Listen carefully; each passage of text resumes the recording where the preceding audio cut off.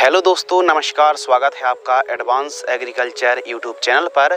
आज की इस वीडियो के माध्यम से दोस्तों हम जानेंगे तरबूज की उन्नत सफल वैज्ञानिक खेती की A to Z संपूर्ण जानकारी। तरबूज की खेती कब और कैसे करना चाहिए, पहला क्वेश्चन। दूसरा क्वेश्चन जो कि सबसे ज़्यादा कमेंट्स आते हैं कि कौन सी वैरायटी का हमको सिलेक्शन करना चाहिए, ज़्यादा से ज़्यादा पैदावार निकालने के लिए कब कौन सी खाद दवाइयों का प्रयोग करना चाहिए, 1 एकड़ में दोस्तों कितनी लागत लगेगी, कितना हम प्रॉफिट कमाई कर सकते हैं, लागत के ऊपर बात करेंगे, पौधे किस प्रकार तैयार करनी चाहिए और कुछ गंभीर और रेयर समस्याएं, रेयर बीमारी दोस्तों आती हैं तो उनसे हम कैसे कंट्रोल और निजात पा सकते हैं, ज़्यादा से ज़्यादा पैदावार हम कैसे निकाल सकते हैं। तो इस वीडियो के माध्यम से डिटेल में हम संपूर्ण जानकारी दोस्तों बतलाने वाले हैं, तो वीडियो पर बने रहिए। चैनल पर पहली बार आए हैं तो चैनल को सब्सक्राइब कर लीजिए। अब तो आप अधिक जानकारी के लिए आप हमें इंस्टाग्राम पर ही फॉलो कर सकते हैं, शिव कुमार 095। चलिए शुरू करते हैं। सबसे पहले दोस्तों बात करते हैं टाइमिंग यानी अनुकूल समय। तो आप तरबूज की खेती यानी वाटरमेलन की आप फार्मिंग जो इसका टाइमिंग है, दिसंबर जनवरी से लेकर आप मार्च के मध्य आप पौधरोपण कर सकते हैं, तरबूज की खेती कर सकते हैं। जलवायु और टेम्परेचर, तो तरबूज की खेती के लिए दोस्तों जो जलवायु है, क्लाइमेट्स कंडीशन है, तो यह जो फसल है गर्म आर्द्र जलवायु की आवश्यकता पड़ती है। और यदि टेम्परेचर के ऊपर बात करें तो मिनिमम टेम्परेचर 18 डिग्री सेल्सियस और अधिकतम 40 डिग्री सेल्सियस टेम्परेचर काफ़ी अनुकूल माना जाता है। और आप चाहें तो गेहूं कटाई के बाद भी आप तरबूज की खेती उसी खेत में आप तरबूज को भी लगा सकते हैं। भूमि और खेत की तैयारी के ऊपर बात करते हैं कि किस प्रकार की सॉइल और फार्म की प्रिपरेशन कराना चाहिए। तो भूमि काली मिट्टी, काली दोमट, पीली भूमि के साथ साथ ज़्यादा उत्पादन देने वाली जो भूमि है वो है रेतीली भूमि, बलुई और बलुई दोमट पर काफ़ी अच्छा उत्पादन देखने के लिए मिलता है। मृदा की पीएच वैल्यू 5.5 से लेकर 7.5 तक चल जाती है। खेत के चारों साइड साफ सफाई होना बहुत ज़्यादा ज़रूरी है। और यदि नीलगाय परेशान करती हैं तो आप तारबंदी भी दोस्तों कर लीजिए। खेत की तैयारी सर्वप्रथम 1 से 2 बार आपको कल्टीवेटर या फिर तोता हल से प्लोविंग कराना है। उसके बाद हैरो की मदद से या फिर रोटावेटर की मदद से आपको मिट्टी को ठीक तरीके से भुरभुरी करा लेना है। और जितना ज़्यादा उत्तम जल निकास का प्रबंध होगा, यदि बरसात हो भी जाती है तो बाकी आप बेड विधि से ही आपको खेती करनी चाहिए। बेड विधि से बेड बनाकर आपको मतलब प्लांटेशन करना चाहिए। तो इस प्रकार आपको फार्म की प्रिपरेशन कराना चाहिए। यदि मृदा की पीएच वैल्यू 7.5 से अधिक एल्कलाइन है तो 50 किलोग्राम बुआई के समय आप जिप्सम का दोस्तों प्रयोग कर सकते हैं। बात कर लेते हैं उन्नतशील किस्में। तो इस वीडियो के माध्यम से हम आपको उन्हीं वैरायटी, उन्हीं किस्मों के बारे में बतलाएंगे जिनका उपज उत्पादन काफ़ी अच्छा हो। भारत पर वैसे तो सैकड़ों वैरायटी हैं जो कि एरिया के हिसाब से, क्लाइमेट कंडीशन के हिसाब से अलग अलग हैं, उत्पादन भी कम ज़्यादा है। लेकिन इस वीडियो के माध्यम से हम आपको टॉप क्वालिटी का जो उत्पादन देने वाली जो वैरायटी है, हाई यील्ड देने वाली जो किस्में हैं, उन्हीं का बस हम इस वीडियो के माध्यम से दोस्तों जिक्र करने वाले हैं, तो वीडियो पर बने रहिए। सबसे पहले नंबर 1 पर जो है नॉनहेम्स की मैक्स के नाम से आती है, नामधारी सीड्स की NS 295 के नाम से आती है, सिंजेंटा कंपनी की शुगर क्वीन के नाम से आती है, और सिंजेंटा कंपनी की एक और वैरायटी आती है, सिंजेंटा कंपनी की सीड्स किंग के नाम से आती है, अंकुर सीड्स की शुगर क्यूब के नाम से दोस्तों आती है। तो इस वीडियो के माध्यम से हमने आपको जो 5-6 वैरायटी के बारे में बतलाया, 5 वैरायटी के बारे में, इन वैरायटी का उत्पादन काफ़ी बढ़िया है, तो आप किसी भी वैरायटी का सिलेक्शन कर सकते हैं।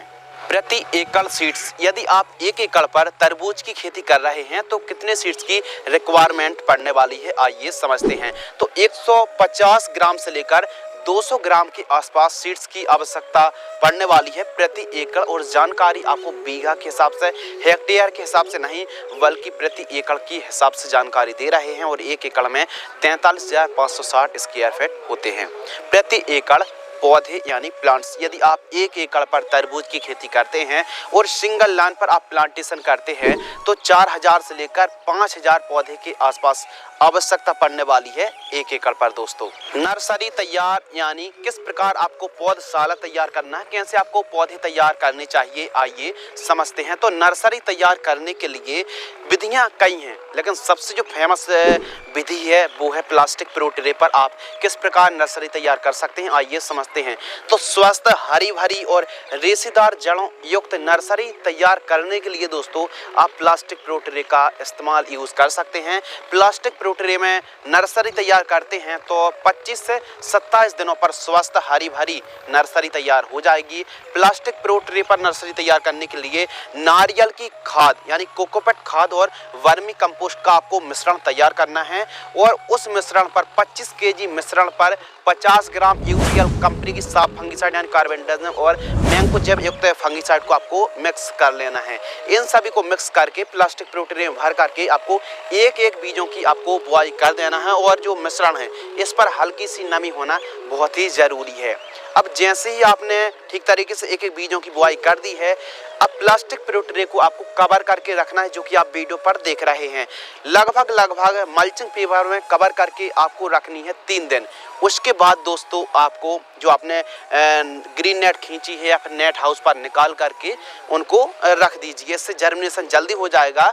और एक समस्या आती है नर्सरी पर दोस्तों, बहुत ही गंभीर समस्या है कि लीफ माइनर भी आ जाता है और पीलापन की समस्या देखने के लिए मिलती है और पौधा बढ़वार अच्छे से नहीं ले पाता है। तो इसके लिए आपको एक फॉर्मुलेशन अपनाना है अपनी नर्सरी पर कि नर्सरी जब 15 दिन से लेकर 17 दिन के आसपास की होती है तो आपको 1 लीटर पानी पर दोस्तों यूपीएल कंपनी की साफ फंगिसाइड आपको लेना है 2 ग्राम, नीम ऑयल जो कि 3000 ppm से ऊपर वाला उसको लेना है आपको 2 ml और इसके साथ आप एमामेक्टिन बेंजोएट जो 5% SG वाला आता है इसको लेना है 0.5 ग्राम 1 लीटर की दर से आपको स्प्रे कर देना है। कोई भी समस्या देखने के लिए नहीं मिलेगी। इस प्रकार नर्सरी तैयार करने पर मात्र 25 दिनों पर स्वस्थ हरी भरी नर्सरी तैयार हो जाएगी और अपनी फील्ड पर आप ले जाकर प्लांटेशन कर सकते हैं। इस प्रकार यदि आप नर्सरी तैयार करते हैं तो स्वस्थ और हरी भरी आप घर पर ही नर्सरी दोस्तों तैयार कर सकते हैं।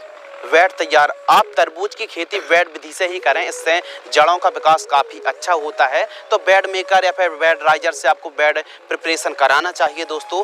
बेड की जो आपको चौड़ाई रखनी है वो रखनी है 2 से 3 फीट और बेड से बेड की दूरी 6 फीट रखनी है और बेड की ऊंचाई आप 1 फीट रख सकते हैं। बेड मेकर या फिर बेड राइजर से आपको बेड प्रिपरेशन कराना चाहिए। ड्रिप एरीगेशन, यदि आप तरबूज की खेती पर ड्रिप लगाना चाहते हैं तो 16 mm ड्रिपर वाली इनलाइन ड्रिप को इंस्टॉल करा सकते हैं। 40-50 हज़ार रुपये के आसपास का खर्च आने वाला है यदि आप गारंटेड ड्रिप को लगवाते हैं। मल्चिंग पेपर के ऊपर दोस्तों बात करते हैं कि मल्चिंग पेपर कितने माइक्रोन का लगाना चाहिए। मल्चिंग पेपर लगाने से जो फलों की क्वालिटी है वो प्रभावित नहीं होती। पहली बात, खरपतवार का जो जमाव है बिल्कुल नहीं होता है, यानी खरपतवार मुक्त फसल रहती है और सिंचाई की भी कम आवश्यकता पड़ती है। तो मल्चिंग पेपर आप 25 माइक्रोन का मल्चिंग पेपर लगा सकते हैं।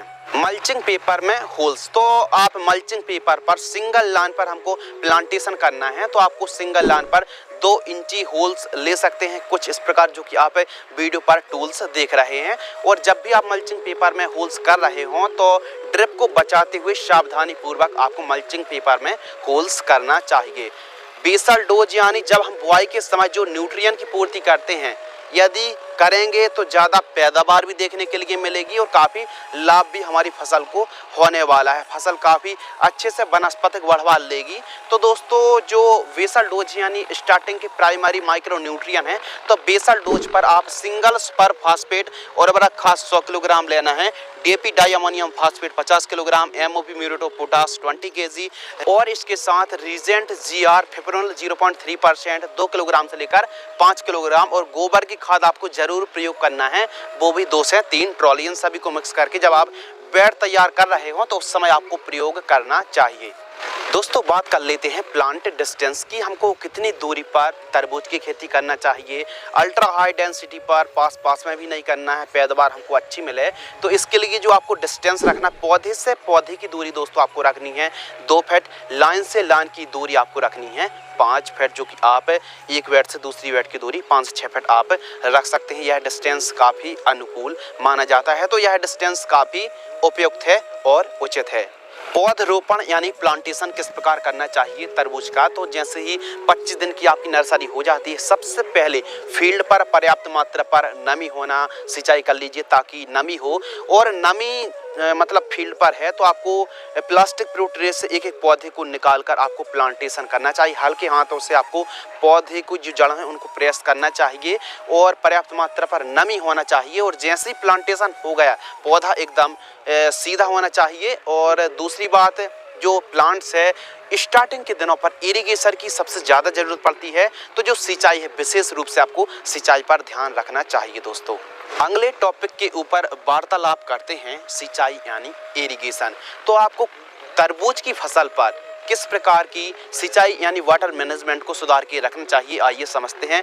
यदि आप ड्रिप से खेती कर रहे हैं तो आपको सिंचाई की आवश्यकता पड़ेगी 2 से 3 दिनों के अंतराल पर 2-2 घंटे आप सिंचाई कर सकते हैं। और यदि आप फ्लैट एरिगेशन से, क्यारी विधि, नाली विधि से यदि आप सिंचाई कर रहे हैं तो 10 से 12 दिनों के अंतराल पर आपको सिंचाई करनी चाहिए। सिंचाई काफ़ी ज़्यादा भूमि पर डिपेंड करती है। यदि हल्की मिट्टी है, हल्की भूमि है तो थोड़ा सा आपको जल्दी सिंचाई की आवश्यकता पड़ेगी, और भारी भूमि है तो थोड़ा सा आप गैप रखकर भी सिंचाई कर सकते हैं। तो सिंचाई वाटर मैनेजमेंट आपको आवश्यकता अनुसार फसल की कंडीशन देखकर ही आपको सिंचाई करनी चाहिए। वीड कंट्रोल यानी खरपतवार की रोकथाम, यदि आप तरबूज की खेती पर किसी भी खरपतवार नाशक का स्प्रे करते हैं तो फसल को एक लंबा सा झटका आएगा। तो सबसे बेस्ट है कि दोनों वेट के बीच में यदि खरपतवार उग चुका है तो निराई गुड़ाई सबसे बेस्ट है। फर्स्ट निराई गुड़ाई 25 से 30 दिन और सेकंड निराई गुड़ाई 55 से 60 दिन के आसपास की फसल होती है तो खरपतवार मुक्त फसल रखनी चाहिए। निराई गुड़ाई पर विशेष ध्यान रखना चाहिए। जितनी ज़्यादा फील्ड पर साफ सफाई रहेगी उतना ही अच्छे तरीके से हमारी फसल बढ़वार लेने वाली है। दोस्तों बात करते हैं ड्रिंचिंग शेड्यूल। तो ड्रिंचिंग होती क्या है, जब हम पौधरोपण करते हैं तो उस समय पौधा जल्दी से मिट्टी, जो जड़ें होती हैं मिट्टी को नहीं पकड़ पाती हैं, तो इसके लिए आपको ड्रिंचिंग करना बहुत ज़्यादा ज़रूरी है। ड्रिंचिंग करने से पौधे की जो स्टार्टिंग की जो बढ़वार होती है वो काफ़ी शानदार तरीके से देखने के लिए मिलती है। तो आपको 2 ड्रिंचिंग तरबूज की फसल पर करना है। फर्स्ट ड्रिंचिंग 3 से 4 दिन के आसपास की फसल होती है तो ह्यूमिक एसिड 500 ग्राम और कार्बेंडाजिम 50% 400 ग्राम 200 लीटर पानी में घोलना है और जड़ों के पास आपको प्रति एकड़ की दर से ड्रिंचिंग कर देना चाहिए। सेकेंड ड्रिंचिंग जब हमारी फसल ट्रांसप्लांट से 6 से 7 दिन के आसपास की होती है तो किसी अच्छी कंपनी का सूक्ष्म पोषक तत्व युक्त खाद 500 ग्राम और एनपीके घुलनशील खाद 19-19-19 1 किलोग्राम, इन दोनों को 200 लीटर पानी में घोल करके आपको जड़ों के पास ड्रिंचिंग करना है प्रति एकड़ की दर से। यदि आप वैज्ञानिक तरीके से, यदि आप मल्चिंग ड्रिप में खेती करते हैं तो ड्रिंचिंग यदि आप करते हैं दोस्तों तो जो बढ़वार है वो काफ़ी शानदार तरीके से देखने के लिए मिलने वाली है। अगले विषय के ऊपर दोस्तों बात करते हैं खाद का शेड्यूल यानी फर्टिगेशन शेड्यूल। तो देखिए जितनी ज़्यादा आप यील्ड निकालना चाहते हैं, क्योंकि पोषक तत्वों की यदि डिफिशियंसी होती है, न्यूट्रिएंट की कमी हो जाती है तो फिर पैदावार काफ़ी ज़्यादा प्रभावित होगी, घट जाएगी, जिससे हमको आमदनी है वो बहुत कम मिलने वाली है। तो प्रॉपर यदि हम पोषक तत्वों की पूर्ति करते हैं, अब कौन सी खादों के माध्यम से पोषक तत्वों की पूर्ति करना चाहिए तो दोस्तों आइए समझते हैं। फर्स्ट खाद है जब हमारी तरबूज की फसल ट्रांसप्लांट से 20 से 25 दिन के आसपास की होती है तो यूरिया और उर्वरक खाद 20 KG, micro nutrient fertilisers 5 KG और बायोजाम किसी अच्छी कंपनी का 5 किलोग्राम, इन तीनों को मिक्स करके प्रति एकड़ की दर से जड़ों के पास देकर आप सिंचाई कर सकते हैं। सेकंड खाद 40 से 45 दिन के आसपास की फसल होती है तो इन दोनों खादों को आपस में मिक्स करके प्रति एकड़ की दर से आपको सिंचाई करना चाहिए। थर्ड खाद 60 से 65 दिन के आसपास की फसल होती है तो इन चारों खादों को आपस में मिक्स करके आप जड़ों के पास देकर सिंचाई कर सकते हैं। बेहतरीन आपको रिजल्ट देखने के लिए मिलेगा। तो इस प्रकार यदि आप पोषक तत्वों की पूर्ति करते हैं, यदि आप साधारण तरीके से खेती कर रहे हैं तो, लेकिन आप ड्रिप से खेती कर रहे हैं दोस्तों तो इसके लिए वाटर सॉल्युबल फर्टिलाइजर जैसे एनपी घुलनशील खाद, स्टार्टिंग के दिनों पर एनपी घुलनशील खाद 19-19-19-19 की जरूरत पड़ेगी। इसके अलावा फ्लावरिंग स्टेज पर 052-34 है 12-61-0-17-44-0 जैसी खादों का प्रयोग आप कर सकते हैं। वहीं फ्रूटिंग स्टेज पर 13-0-45 से 00-50 है कैल्शियम नाइट्रेट है, मैग्नीशियम सल्फेट है, अमोनियम सल्फेट जैसी खादों का आपको प्रयोग करना चाहिए। बीच बीच में आप जैसे humic acid, micro nutrient fertilisers को भी छोड़ सकते हैं। 3 से 4 दिनों के अंतराल पर 3 केजी आप एनपीके घुलनशील खाद का मतलब जो ड्रिप बेंचुरी के माध्यम से छोड़ सकते हैं। आइए दोस्तों बात करते हैं स्प्रे शेड्यूल, जो कि काफ़ी ज़्यादा इम्पोर्टेंट, अनिवार्य और आवश्यक इसलिए है क्योंकि जो क्वालिटी है तरबूज की वो काफ़ी ज़्यादा इंसेक्ट पेस्ट काफ़ी ज़्यादा प्रभावित करते हैं। तो कैसे हम कंट्रोल और रोकथाम करें, आइए समझते हैं। और सबसे पहले समझते हैं कि कौन कौन से कीटों का प्रकोप देखने के लिए मिलता है। प्रमुख रूप से एफिड जैसिड है, लाल कद्दू बीटल है, माइट्स है, थ्रिप्स है, लीफ माइनर, व्हाइट फ्लाई है, फल मक्खी है, इल्ली है जो कि हरी इल्ली, कैटरपिलर है, पाउडरी मिल्ड्यूड है, सेमी लूपर्स, डाउनी मिल्ड्यूड के साथ साथ ब्लाइट, रस्ट और फ्रूट क्रैकिंग जैसी समस्या दोस्तों आती है। तो इनकी रोकथाम के लिए जो कि सबसे ज़्यादा नुकसान पहुंचाती है वो है फ्रूट फ्लाई, फल मक्खी। इसकी रोकथाम के लिए आप फ्रूट फ्लाई ट्रैप को जरूर लगाएं। फसल से 1.5 फीट ऊंचाई पर आपको ट्रैप लगाना चाहिए, जिससे फल मक्खी पर बिना स्प्रे पर आपको कंट्रोल मिलने वाला है।